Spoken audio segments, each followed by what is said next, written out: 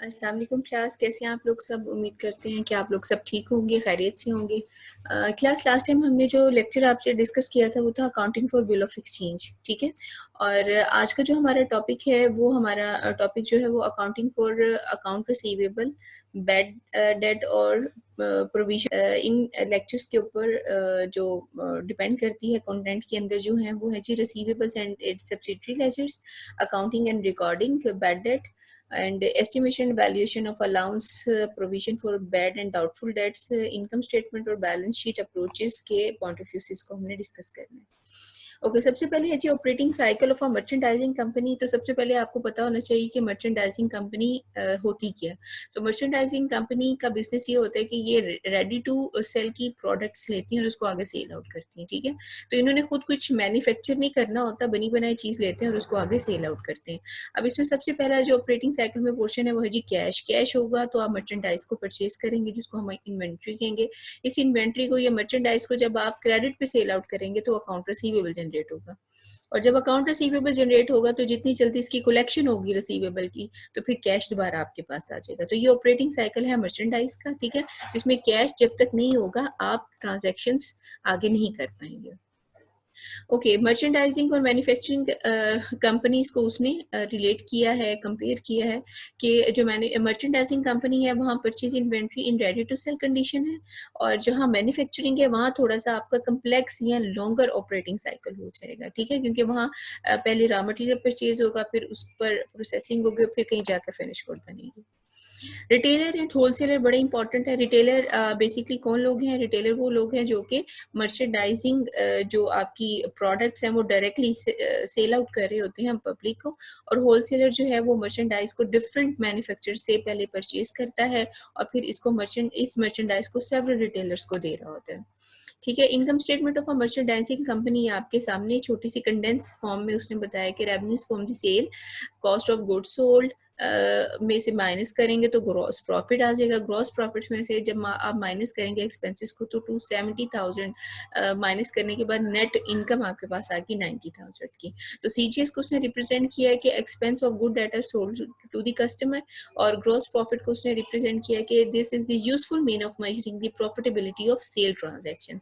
तो अगर हमने सेल ट्रांजैक्शन देखनी हो तो हम ग्रॉस प्रॉफिट को देख लेते हैं, और अगर हमने ये देखना हो कि गुड्स को कस्टमर तक पहुंचाने तक कितना एक्सपेंस हुआ तो वो हम सीजीएस के थ्रू देख लेते हैं। What accounting information does a merchandising company need? तो ये किस किस्म की इंफॉर्मेशन को चाहिए होगी फाइनेंशियल रिपोर्टिंग रिक्वायरमेंट के लिए? अगर इंफॉर्मेशन चाहिए तो रेवेन्यू और एक्सपेंसेस को देखेंगे। डेली बिजनेस ऑपरेटिंग रिक्वायरमेंट है तो कस्टमर लेजर चेक किया जाएगा। स्पेशल रिपोर्टिंग रिक्वायरमेंट है तो टैक्स रिपोर्ट्स को हम देखेंगे। जनरल लेजर अकाउंट्स है, ये वही चीज़ें हैं जो हम पहले भी आपको पढ़ा चुके हैं, ठीक है, लेजर्स जब हम बना रहे थे।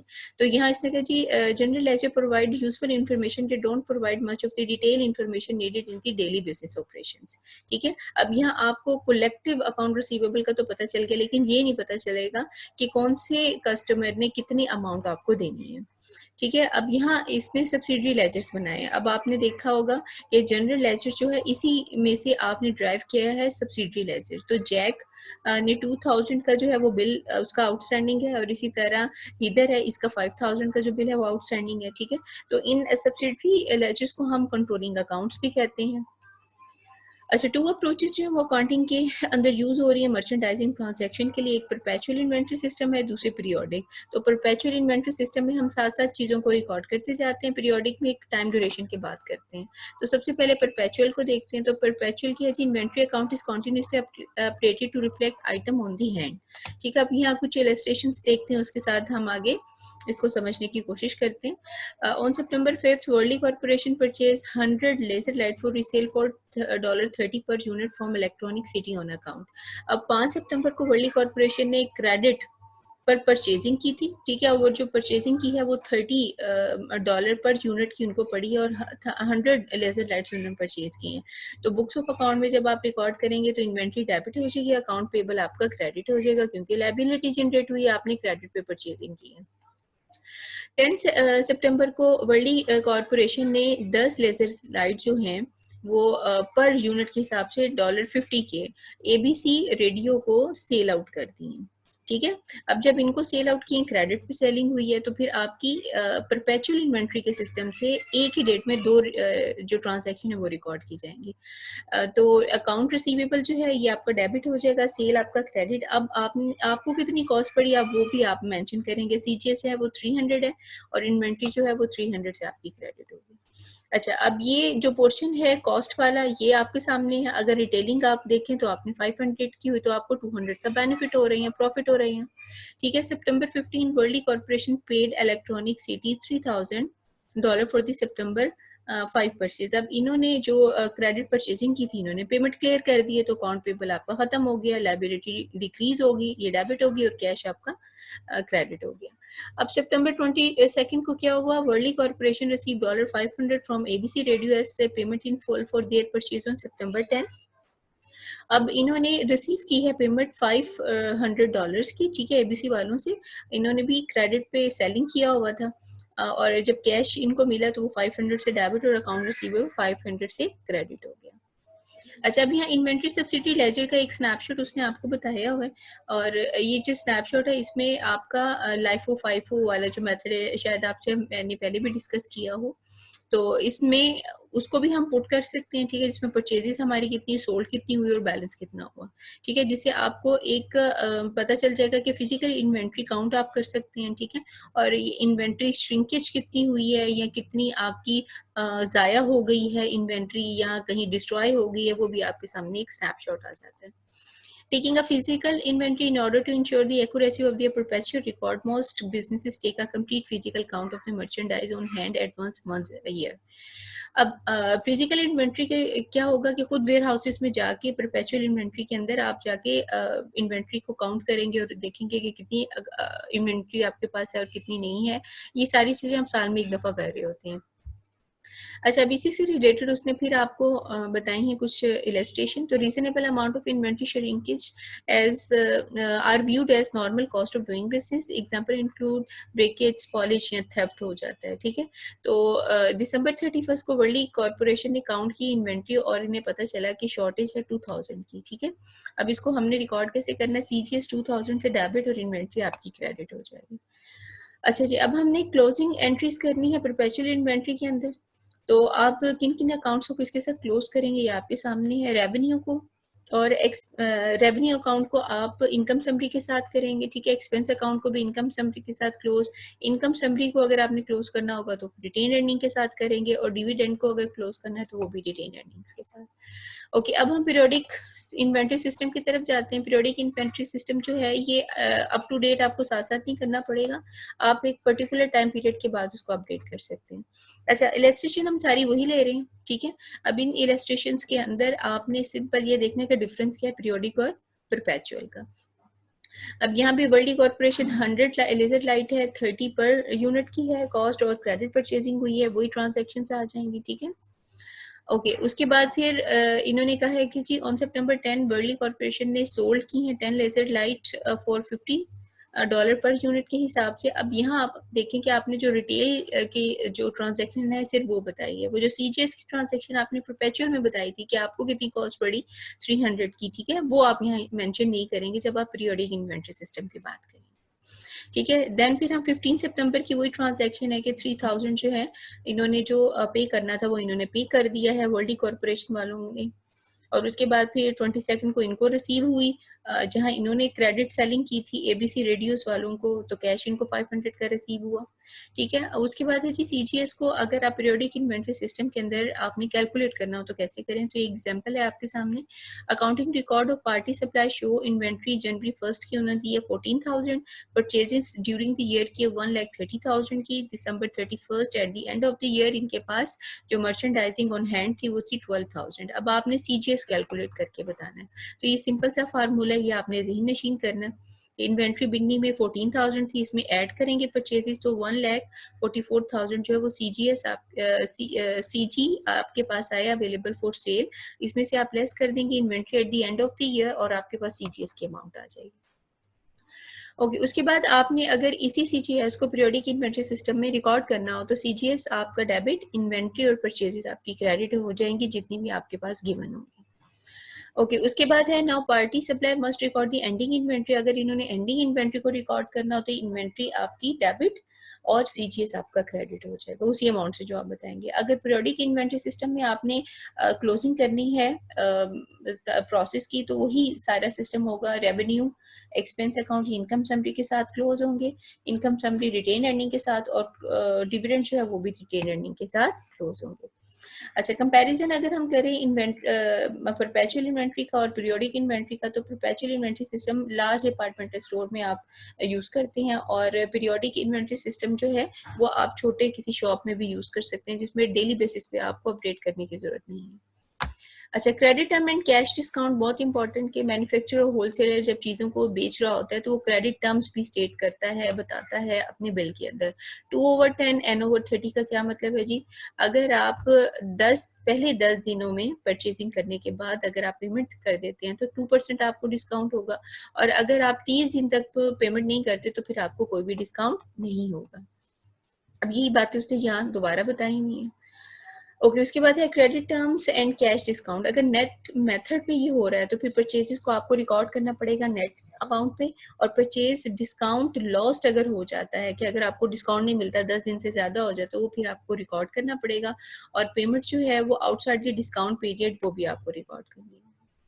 अच्छा, credit term and cash discount से रिलेटेड उसने आपको ये इलस्ट्रेशन दी है कि जुलाई 6 play cloth purchase $4,000 of merchandise on credit with term of 2/10 N/30 from kids cloth, prepare the journal entries. अब इन्होंने परचेजिंग की है और क्रेडिट पे की है, ठीक है, 4,000 की, और डिस्काउंट इनको दे दिया कि 6 जुलाई को इन्होंने परचेजिंग किया। 10 दिन के अंदर अगर ये पेमेंट 4,000 दे देते हैं तो 2% के हिसाब से डिस्काउंट होगा, अदरवाइज नहीं होगा। ठीक है, तो ये ट्रांजैक्शन आपके सामने रिकॉर्ड हो रही है। ठीक है, अगर तो इनको डिस्काउंट मिलेगा तो ये 6 जुलाई को जो अपनी ट्रांजैक्शन है वो कैसे रिकॉर्ड करेंगे? इन्वेंट्री 3,920 से डेबिट और अकाउंट पेबल 3,920 से क्रेडिट। ये क्यों हुआ? क्योंकि इनको 2% के हिसाब से जो है वो डिस्काउंट दे रहे हैं। अब ऑन जुलाई 15 इन्होंने फुल पेमेंट कर दी है। क्योंकि इन्होंने फुल पेमेंट कर दी तो अकाउंट पेबल जो है वो 4,000 का नहीं होगा, वो 3,920 का होगा, और कैश भी इनको इतना देना पड़ा। अच्छा, उसके बाद है जी, अगर हम ये अज्यूम करें कि प्ले क्लॉथ वालों ने पेमेंट जो है वो नहीं दी और 20 जुलाई हो गई है, तो फिर क्या होगा? फिर डेफिनेटली पूरी की पूरी अमाउंट आपको देनी पड़ेगी, और यहाँ परचेज डिस्काउंट लॉस जो है, जो आपने डिस्काउंट आपने लूज कर दिया, वो आपको मेंशन करना पड़ेगा। और अगर डिस्काउंट लॉस्ट है तो वो भी आपका हमेशा डेबिट होगा, क्योंकि ये एज ए एक्सपेंस है। ओके, देन है जी, अगर हम ग्रॉस मेथड के ऊपर रिकॉर्ड करते हैं तो फिर परचेजेस को ग्रॉस अमाउंट के ऊपर आपको रिकॉर्ड करना पड़ेगा। Purchase discount taken are recorded, ये आप लिखेंगे when payment is made inside the discount period. Okay जी, अब इससे रेलिवेंट उसने कहा कि जी यहाँ आपने ग्रॉस इनवाइस प्राइस के मुताबिक करना है। अब इलस्ट्रेशन हम वही वाली ले रहे हैं कि 4,000 की ही मर्चेंडाइज है जो कि क्रेडिट पे हुई है, और जो क्रेडिट टर्म्स है वो भी सेम है। तो एंट्रीज वही आपके पास आएंगी 4,000, और इन्वेंट्री का और अकाउंट पेबल जो है वो भी 4,000 होगा। ठीक है जी। और उसके बाद जी ऑन जुलाई 15 अगर फुल अमाउंट दे देते हैं तो फिर यहाँ आपको मेंशन करना पड़ेगा कि कितना आपको डिस्काउंट आपने लिया है। ठीक है, यहाँ ये आप चीज़ मेंशन करेंगे। उसके बाद है, अगर एज्यूम करें कि 20 जुलाई तक अमाउंट जो है वो अभी वेट है और फिर पे की है, तो फिर डेफिनेटली 4,000 का जो टोटल बिल है वही आपको पे करना होगा। ठीक है, उसके बाद है on August 5 play cloth return $500 of unsatisfactory merchandise purchase from kids cloth on credit term of 2/10 N/30 the purchase was originally recorded at net cost. अब इसने कहा कि जी प्ले क्लॉथ वालों ने कोई $500 की जो मर्चेंडाइज थी वो भिजवाई है, क्योंकि वो ठीक नहीं थी, अनसेटिस्फैक्टरी थी किड्स वालों को, और क्रेडिट टर्म्स हुई हैं, और परचेजेस जो है वो नेट कॉस्ट पर रिकॉर्ड की गई हैं। तो एंट्रीज आप क्या रिकॉर्ड करेंगे? बेसिकली आपकी 500 की जो क्लॉथ थी या जो मर्चेंडाइज थी वो रिटर्न नहीं हुई, बल्कि आपकी 490 की रिटर्न हुई है, क्योंकि आपने डिस्काउंट लिया हुआ था। ट्रांसपोर्टेशन कॉस्ट ऑन परचेजेज, आप ट्रांसपोर्टेशन से रेलिवेंट जितनी भी कॉस्ट है जिसमें एक्विजिशन ऑफ एसेट है, ये भी ट्रांसपोर्टेशन का पार्ट है। ठीक है, अब ये कॉस्ट ऑफ एसेट को तमाम को कैलकुलेट करने में ये सारे हम यूज करेंगे। ट्रांसपोर्टेशन कॉस्ट हो, एक्विजिशन कॉस्ट हो, फिर जाके कहीं कॉस्ट ऑफ एसेट जो है वो निकलती है। ओके, अब हम सेल की तरफ चलते हैं। तो सेल के अंदर इसने आपको बताया कि ट्रांजैक्शन रिलेटिंग टू जो सेल है वो कैसे हम करते हैं। तो रेवेन्यू जो है उसके अंदर हमारे पास सेल है, सेल में से हमने सेल रिटर्न या अलाउंसेस को माइनस करना होता है या सेल डिस्काउंट को माइनस करना होता है, और उसके बाद जो फिर हमारे पास सेल आती है उसको हम नेट सेल कहते हैं। अच्छा, सेल रिटर्न एंड अलाउंसेस हैं हमारे पास। अब यहाँ ये कह रहे हैं कि on August 2 kids clothes sold 2000 of merchandise to play cloth on credit term 2/10 and over 30. तो kids cloth originally paid $1000 for the merchandise. 2000 की मर्चेंडाइज जो है इन्होंने परचेज की है, सॉरी सेल की है इन्होंने क्रेडिट के ऊपर, ठीक है, और क्रेडिट टर्म्स वही हैं। ओरिजिनली 1000 की इनको कॉस्ट पड़ी और इन्होंने 2000 की वो चीज़ बेची है। तो अकाउंट जो हम बुक्स ऑफ अकाउंट्स के अंदर हम इसको मेंशन करेंगे, अकाउंट रिसीवेबल 2000 से डेबिट और सेल जो है वो क्रेडिट। तो हमने एक डेट में जो है वो दो ट्रांजैक्शंस को मेंशन करना होगा, जिसमें हम बताएंगे कि 1000 की ओरिजिनल हमें कॉस्ट पड़ी थी और हमने इन्वेंट्री जो है वो 2000 के आगे सेल आउट की है। तो बेसिकली ये हम परपेचुअल इन्वेंट्री सिस्टम को यूज कर रहे हैं, और परपेचुअल में पहले भी आपको मैंने बताया कि आपको दो एंट्रीज रिकॉर्ड करनी पड़ेंगी एक ही डेट में। ओके, उसके बाद 500 जो डॉलर्स थे वो अनसेटिस्फैक्ट्री थे, वो इन्होंने भिजवा दी। हालांकि ओरिजिनल कॉस्टिंग कितनी थी इसकी, $250। क्योंकि परपेचुअल सिस्टम है तो आपको बताना पड़ेगा कि ओरिजिनल जो आपने भिजवाए हैं अमाउंट इन्वेंट्री की वो थी $250, और इस तरह आपने रिकॉर्डिंग करनी होगी। ओके, उसके बाद है जी 4000 की जो मर्चेंडाइज इन्होंने बेची थी जिस टर्म्स के ऊपर, ठीक है। अब ये बेसिकली आपको बता रहे हैं कि इसमें परपेचुअल इन्वेंट्री सिस्टम को यूज करते हुए इन्होंने कैसे रिकॉर्डिंग की, ठीक है। तो 4000 जो है परपेचुअल इन्वेंट्री सिस्टम में वही दो रिकॉर्डिंग होगी प्ले क्लॉथ की बुक्स ऑफ अकाउंट में, ठीक है। अकाउंट रिसीवेबल 4000 से और सेल जो है वो भी 4000 से आपकी क्रेडिट होगी। अच्छा, अब सेल डिस्काउंट जो था वो आपने देखा, तो सेल डिस्काउंट जो है वो CGS 2000 का ओरिजिनल आपको कॉस्टिंग पड़ी थी, जो कि आपने 4000 की बेची, वो आपने मेंशन की। और उसके बाद है जी 15 जुलाई को इन्होंने रिसीव की है amount due from play cloth, ठीक है। अब यहाँ इन्होंने सेल डिस्काउंट जो है इनको देना पड़ गया। तो जब सेल डिस्काउंट हम देंगे तो वो हमारा एक्सपेंस हो जाता है, ठीक है। तो ये आपने यहाँ मेंशन किया। उसके बाद है जी 20 अगर हम ये कहें जुलाई तक इन्होंने रिसीव नहीं किया अमाउंट किड्स क्लॉथ वालों ने प्ले क्लॉथ्स वालों से, तो फिर आप उनकी बुक्स ऑफ अकाउंट में कैसे ट्रांजैक्शंस को रिकॉर्ड करेंगे। डिलीवरी एक्सपेंस है, delivery cost incurred by the seller are debited to the delivery expense and operating expense के तौर पर हम इसको चार्ज करते हैं। अकाउंटिंग फॉर सेल टैक्स अगर है तो अकाउंटिंग फॉर सेल टैक्स में आपने बताना होगा कि सेल टैक्स आप कितना पे कर रहे हैं। तो 7% के हिसाब से यहाँ सेल टैक्स बता रहा है। कैश आपको 1070 का मिला, इसमें से सेल टैक्स 70 क्रेडिट हुआ, और सेल ओरिजिनल जो हुई है वो 1000 की हुई है, ठीक है। अब हम अकाउंट रिसीवेबल की तरफ चलते हैं। अनकोलेक्टिबल अकाउंट्स कुछ होते हैं, ये वो अकाउंट्स होते हैं कि जब आप क्रेडिट पे सेलिंग करते हैं और कस्टमर आपको पेमेंट जो है वो नहीं दे पाता, तो वो आपकी जो अमाउंट है वो अनकोलेक्टिबल अकाउंट्स में डील की जाती है, ठीक है। Reflecting uncollectible accounts in the financial statement at the end of each period, record and estimate of the uncollectible accounts. अब अनकोलेक्टिबल अकाउंट्स एक्सपेंस डेबिट हो जाएगा, अलाउंसेस फॉर डाउटफुल अकाउंट जो है वो आपके क्रेडिट हो जाएंगे। उसके बाद है जी अलाउंस फॉर डाउटफुल अकाउंट्स में अगर हमने नेट रियलाइजेबल वैल्यू को फाइंड आउट करना हो तो फिर हम क्या करेंगे, अकाउंट रिसीवेबल की टोटल अमाउंट लिखेंगे और इसमें से लेस कर देंगे अलाउंस फॉर डाउटफुल अकाउंट्स को। ओके, उसके बाद है जी write off an uncollectible account receivable. अगर आपने राइट ऑफ करना हो तो फिर आप कैसे करेंगे कि when an account is determined to be uncollectible it no longer qualify as an asset and should be written off, ठीक है। अगर कोई अकाउंट है जो कि अनकोलेक्टिबल है, आपको रिकवर नहीं हुआ, आप कलेक्ट नहीं कर पाए, उसको आप एज ए एसेट के तौर पर लिखेंगे और उसको रिटर्न ऑफ आपको करना पड़ेगा। अब वो आप कैसे करेंगे, वो दो अकाउंट्स हैं आपके, allowance for doubtful accounts debit और अकाउंट रिसीवेबल आपका क्रेडिट हो जाएगा। Assume that on January 5th, K. Mark determined that Jensen Clark would not pay the $500 he owes, ठीक है। अब यहाँ ये मेंशन कर रहा है कि 5 जनवरी तक ये मार्क डिटरमिन किया है कि जैसन क्लार्क ने $500 इनको पे नहीं किए, ठीक है। तो फिर आप कैसे इसको मेंशन करेंगे, अलाउंस फॉर डाउटफुल अकाउंट 500 से डेबिट और अकाउंट रिसीवेबल 500 से क्रेडिट हो जाएगा।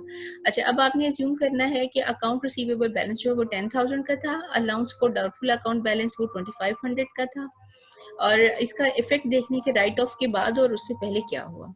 अब बिफोर राइट ऑफ आपके सामने है जी 10,000 के रिसीवेबल से अलाउंसेस फॉर डाउटफुल 2,500 के थे, नेट रियलाइजेबल वैल्यू आई 7,500। और अगर राइट ऑफ करने के बाद देखें तो अकाउंट रिसीवेबल 95 के हैं, क्योंकि 500 जो उसने पे करना था वो हमने पहले से डिडक्ट कर दिया, अलाउंसेस हमने 2,000 के रखे थे, तो दोनों की जो नेट रियलाइजेबल वैल्यू उसके ऊपर कोई भी इफेक्ट नहीं आया। उसके बाद है recovery of an account receivable previously return of. अगर रिकवरी हो गई है इसी अकाउंट रिसीवेबल की जो कि अभी हमने कलेक्ट नहीं किया था, अगर वो रिकवर हो गया तो फिर एंट्रीज क्या होंगी जी?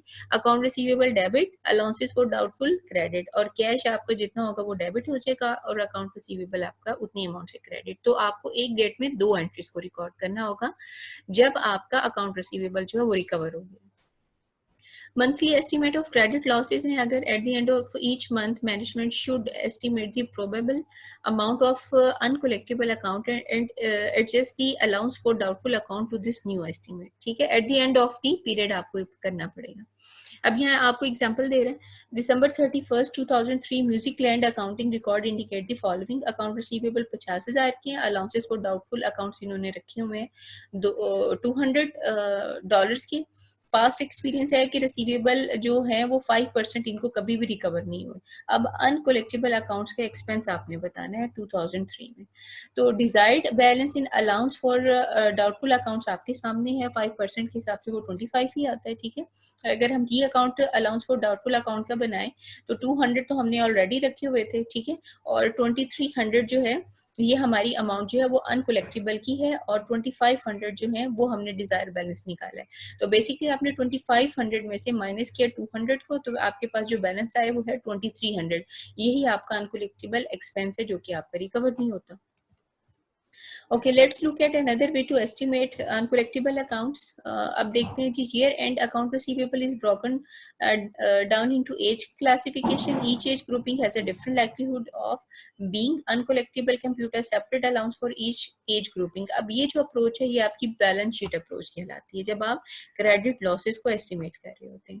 तो ये आपके सामने एक फॉर्मेट है जिसके अंदर उसने आपको बताया, एक साइड पे डेज पास्ट ड्यूज है, अकाउंट रिसीवेबल बैलेंस है, एस्टिमेटेड बैड डेट परसेंटेज है जो कि आप खुद से डिटरमिन करते हो, और एस्टिमेटेड अनकोलेक्टेबल अमाउंट्स है। तो करंट जो थी अकाउंट रिसीवेबल वो 45,000 के थे, 1 से 30 दिनों तक 15,000 के हुए, फिर 31 से 60 दिनों तक 5,000, और फिर 60 दिनों से ज्यादा 2,000 के हो गए। ठीक है, अब इसके ऊपर परसेंटेज आप लगाएंगे और परसेंटेज को मल्टीप्लाई करके आप एस्टिमेटेड अनकोलेक्टेबल अमाउंट बताएंगे, तो टोटल अमाउंट जो अनकोलेक्टेबल की एस्टिमेटेड है वो 1,350 है। ओके, अब इसी को अगर आपने रिकॉर्ड करना हो तो फिर कैसे होगा? इनका जो अनएडजस्टेड बैलेंस इन दी अलाउंस अकाउंट था वो $500 का था। ठीक है, और जो हमने अभी कंप्यूटेशन की है इसकी डिजायर बैलेंस की वो 1,350 आ रहा है। ठीक है, तो 500 और 1,350 को माइनस कर देंगे तो 850 का बैलेंस आ जाता है। अब 850 जो है बेसिकली इनके अनकलेक्टेबल एक्सपेंस हैं जो कि बैलेंस शीट अप्रोच से हमने फाइंड आउट किया।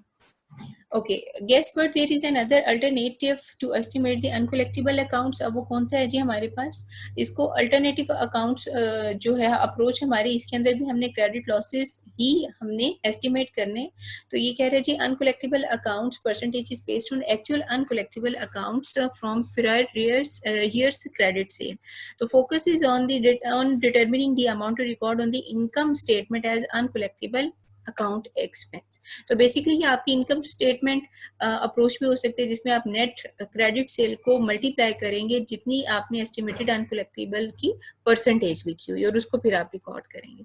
अब यहाँ एग्जांपल आपको दे रहा है, हिस्टोरिकली जो है 1% अकाउंट्स जो है अनकलेक्टेबल के हैं ईस्ट कॉरपोरेशन के, और ईस्ट कॉरपोरेशन का जो क्रेडिट सेल है वो $60,000 का है। 2003 में इन्होंने अनकलेक्टेबल अकाउंट जो है वो 600 का एक्सपेंस हुआ, 60 को आप मल्टीप्लाई करेंगे 1% से तो 600 आता है। अब उसने कहा जी एग्जिस्टिंग एंट्रीज आप बताएं फॉर दिसंबर 31, 2003 की।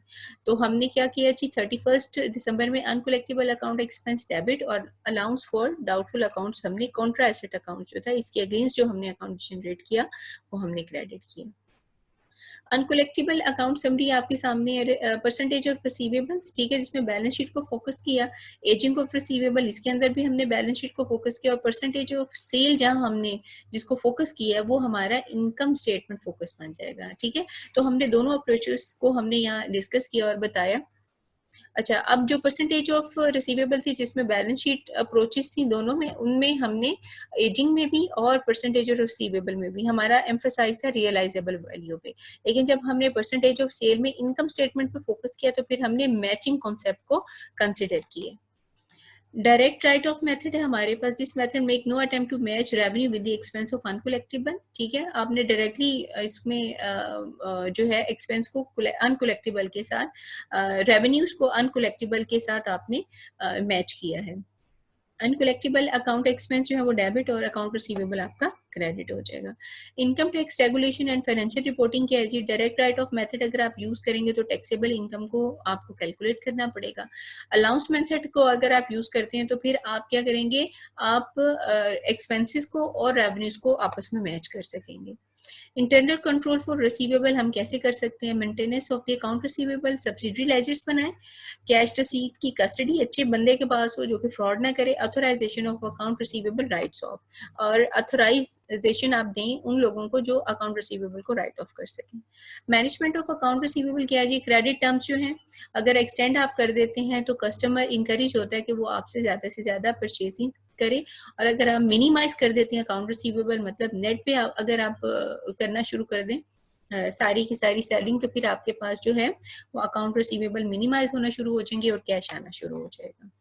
पे to minimise accounts amounts in account receivable, account receivable को सेल आउट करना शुरू कर दें और क्रेडिट कार्ड सेल जो है वो आप ज्यादा करनी शुरू कर दें।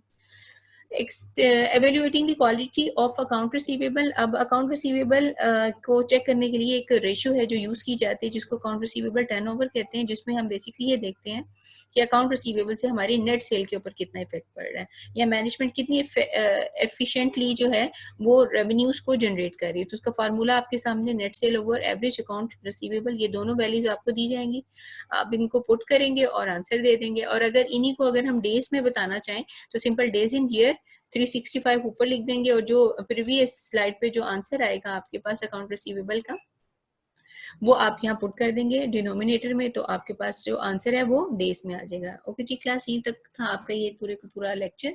इंशाल्लाह ताला कोशिश तो किया आपको अच्छे से समझाने की और बताने की, अगर फिर भी कोई पॉइंट या क्यूरी रह गई तो वो आप लेक्चर टाइम में मुझसे डिस्कस कीजिएगा। इंशाल्लाह ताला नेक्स्ट लेक्चर में दोबारा मुलाकात होगी। अपना बहुत सा ख्याल रखिएगा। अल्लाह हाफिज।